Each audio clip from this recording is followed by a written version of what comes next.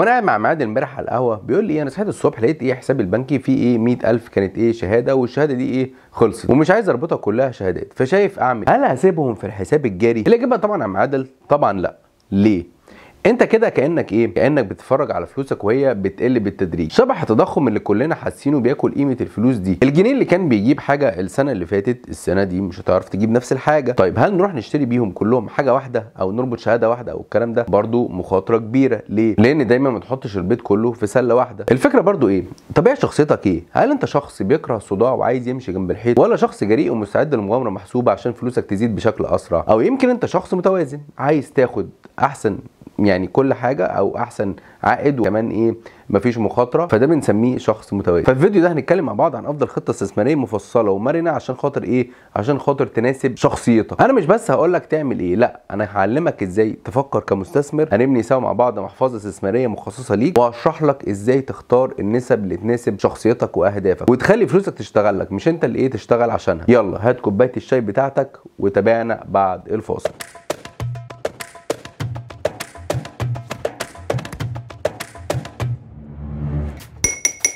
ازيكم عاملين الاول برحب بيكم في قناه قهوه الاقتصاد، وانا معاكم محمد العسال مقدم البرنامج. لو اول مره تتفرج علينا فنصيحه ليك اعمل اشتراك في القناه ودوس على علامه الجرس، لان كل فيديو بعمله هدفي ان انا اوعيك ماليا. يلا بينا بقى نخش في الموضوع. اكبر غلطه ماليه ممكن اي حد يعملها خصوصا في ظروفنا الاقتصاديه الحاليه هي انه يسيب فلوسه مركونه في الحساب الجاري، او من الاخر تحت البلاطه في البيت. طب ليه؟ لانها مش بيجيلك عليها عائد، ودي مش شطاره ولا امان، دي خساره مؤكده قيمتها بتنزل يوم بعد يوم. خلينا اديلك مثال بسيط بالارقام علشان الصوره تبقى اوضح. لو معدل التضخم السنوي كان حوالي 15% وانت حاطط فلوسك في شهاده بنكيه بتديلك عائد 17%، ممكن تفتكر ان انت كسبان 17%، لكن في الحقيقه القوه الشرائيه لفلوسك زادت بنسبه 2% بس كل سنه، يعني انت ما خدتش ال 17% كلها. طالما بقى ركنه الفلوس غلط، البديل؟ هل نروح نرمي ال 100,000 كلها في قناه استثماريه واحده زي مثلا الذهب او البورصه او الشهاده؟ برضه لا. ده اللي الخبراء بيسموه وضع البيت كله في سله واحده. لو حصل اي هزه في السوق سعر الذهب مثلا نزل فجاه او البورصه مرت بيوم صعب، ممكن فلوسك كلها تتاثر بشكل كبير. الاستثمار الذكي لاي مبلغ صغير كان او كبير بيعتمد على مبدأ واحد بس، وهو التنويع. يعني تنويع؟ ببساطه تقسم فلوسك على اكتر من اداه استثماريه مختلفه في طبيعتها. جزء مثلا تحطه في مكان امن ومضمون زي الشهادات عشان طبعا يديلك عائد دوري ثابت يساعدك في المصاريف. جزء تاني تحطه في اصل بيحفظ القيمه على المدى الطويل زي الذهب عشان يحميك من التضخم. جزء ثالث بقى لو انت عندك الجرأه وقلبك جايبك تحطه في اداه استثماريه فيها احتماليه نمو اعلى زي صناديق الاستثمار في البورصه. عشان عشان تكبر حجم المحفظه بتاعتك. بالطريقه دي انت بتقلل المخاطر لاقصى درجه. لو اداه منهم ادائها كان ضعيف في فتره معينه، وده عادي طبيعي جدا، الاداه الثانيه هتشيلك، هتعوض الخسائر، وبكده بتحقق توازن مثالي ما بين السيوله الشهريه والامانه على راس المال وفرص النمو المستقبليه. دي اصلا مش خطط الاغنياء بس، لا، دي عقليه اي حد عايز يدير فلوسه صح. اي محفظه استثماريه مهما كانت معقده بتتكون من مكعبات. احنا بنحطها مكعبات كده او ادوات اساسيه. عشان نبني محفظتك اللي هي ال 100,000 جنيه هنستخدم 3 ادوات متاحه لاي حد في مصر. خلينا دلوقتي مع بعض نفصص كل اداه ونعرف مميزاتها وعيوبها عشان تعرف فلوسك رايحه فين. الاداه الاولى شهادات الادخار واذون الخزانه، ودي اهم جزء في اي محفظه استثماريه. اي محفظه استثماريه لازم تلاقي جزء بيتكون من شهادات الادخار واذون خزانه. ليه؟ لانها بتقدم عائد ثابت ومعروف مسبقا، وفلوسك بتكون في امان تحت مظله البنك المركزي المصري. البنوك دايما بتنافس عشان خاطر المدخرين يجوا لها، فبتطلع شهادات بعوائد مختلفه، منها اللي بيديك عائد شهري بيساعدك في المصاريف، ومنها اللي بيديك عائد سنوي او في نهايه المده. وهنا المميزات عائد بيبقى مضمون وثابت، وهنا انت من اول يوم عارف انت هتاخد كام بالظبط ومفيش اي مفاجآت.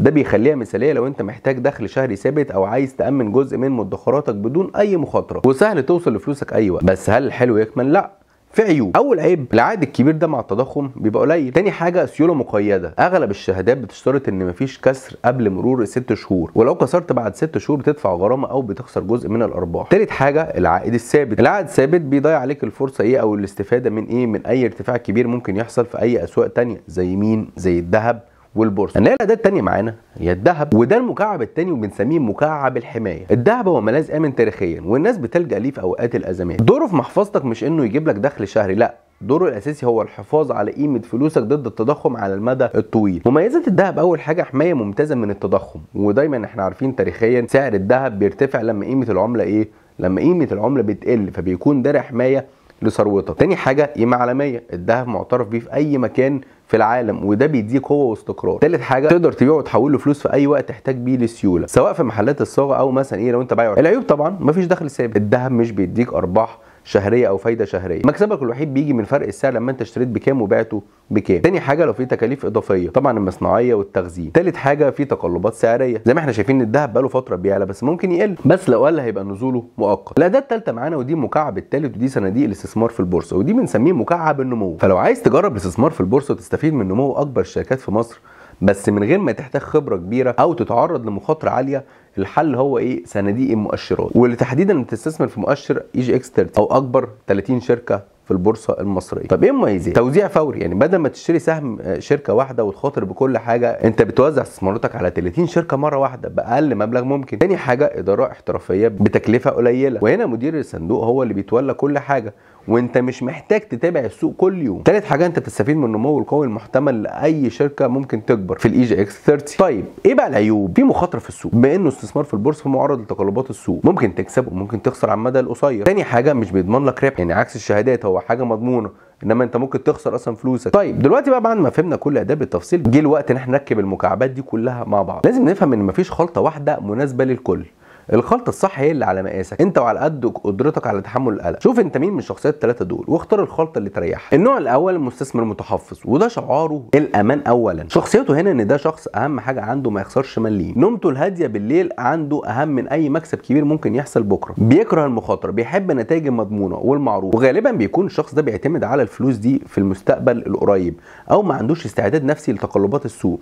زي مين؟ زي عم عادل اللي بيقعد معاه على القهوه. ممكن عم عادل يبقى افضل حاجه ليه الشهادات اللي هي الادخار مثلا، يبقى نسبه محفظته تبقى كده الخلطه كالاتي: 70% منها شهادات وده الجزء الاكبر من فلوسه عشان يبقى هو في امان وضامن ان في عائد ثابت لانه راجل على المعاش. ال 30% اللي هتكمل ال 70% يبقى ذهب. ليه؟ عشان تحمي باقي فلوسه من التضخم على المدى الطويل، وكانه بوليس التامين على قيمه مدخرات. النوع الثاني مستثمر المتوازن، وده شعاره خير الامور الوسط، وده شخص عملي عايز يوازن بين الامان والنمو، فاهم ان عشان فلوسه تكبر لازم ياخد سنه مخاطره بس مخاطره بسيطه ومحسوبه في نفس الوقت، عايز جزء كبير من فلوسه يفضل في المضمون عشان راحه البال، لكن مش اللي هو يروح يرميها، وده بيمثل غالبيه الناس من الشعب المصري. عشان نعملهم خلطه كويسه هنا هنلاقي ان الشهادات تبقى 50% من المحفظه عشان يوفر عائد كويس وسيوله، 30% ذهب يبقى كده 80%، 20% يبقى صناديق مؤشرات اللي هي البورصه، وده يبقى جزء عشان يبقى مغامره محسوبه. المبلغ ده لو كسب هيعزز المحفظه بشكل كبير، ولو لا قدر الله خسر تاثيره هيكون محدود ومش هياثر على اصل المبلغ. النوع الثالث المستثمر المغامر، وهنا شخصيته بيكون شخص غالبا في سن صغير او مش محتاج الفلوس دي على على المدى القريب، وعنده قدره ان هو يجيب غيرها، وعنده قدره ان هو يتحمل مخاطره كبيره جدا مقابل فرصه لتحقيق عائد اكبر بكتير، مش بيقلق من تقلبات السوق لان هدفه بعيد. وهنا الخلطه المقترحه بتبقى اول حاجه شهادات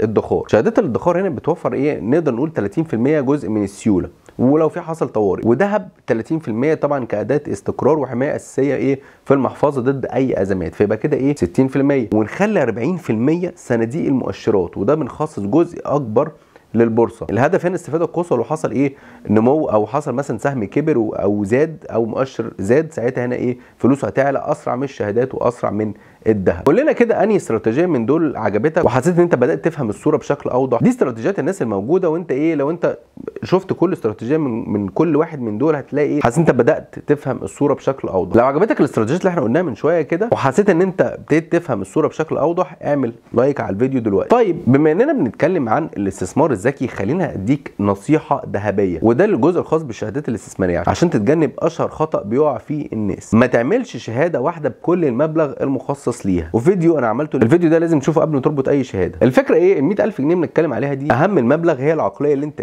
بتبنيها او بطريقه استثمارك لل 100000 جنيه دي، لان انت لما يبقى عندك صبر هتلاقي نفسك بتكبر، ومع الوقت مدخراتك بتزيد وتوصل ل 200 و 300 الف جنيه، وهتقدر تطور محفظتك. ال 100000 جنيه اللي بنتكلم عليها دلوقتي او المليون في الظروف الحاليه، مهم جدا يبقى في استراتيجيه تنويع واختيار الخلطه اللي تناسب شخصيتك، هي دي اللي هتخليك تبني اساس مالي قوي للمستقبل، وتقدر تاخد قرارات اكبر بثقه اكبر من كده بكتير لانك جربت خلاص. دلوقتي جه دورك، يا ترى انت اي نوع من المستثمرين دول؟ متحفظ ولا متوازن ولا المغامر؟ قول لي كده في التعليقات الخلطه اللي انت شايفها مناسبه ليك وليه. ولو عندك اي سؤال عن اي تفصيله اكتبه وهنجاوب عليه، لان تفاعلكم بيشجعنا احنا نقدم محتوى افضل واعمق. لو استفدت من الحلقه دي ما تنساش تعمل لنا لايك وتشاركها مع اي حد صاحبك او قريبك عايز يعرف يستثمر فلوسه فين،